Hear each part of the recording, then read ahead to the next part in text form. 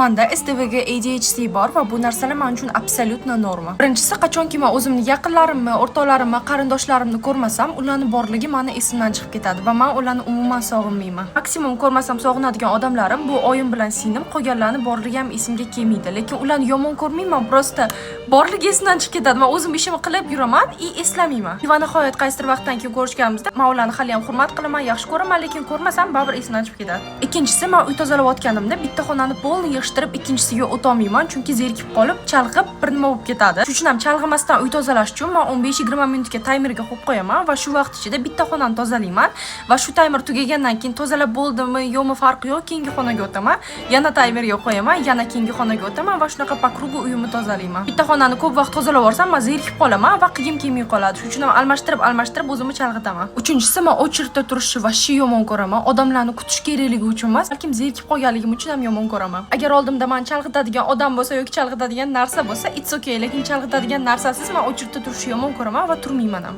O'zidan o'zi asabiylashib ketaman va bu narsani o'zim kontrol qila olmayman. To'rtinchisi, hayotda men juda ham tez gapiraman va bitta temada ikkinchisiga sakraydigan odatim bor. Hayolimda xuddi gapim esimdan chiqib qoladigandek, shuning uchun ham tez gapirib, temadan temaga o'tib ketaman. Bu narsani yengish uchun men даже oratorlik fanlariga ham kirganman, lekin bu ham yordam bermagan.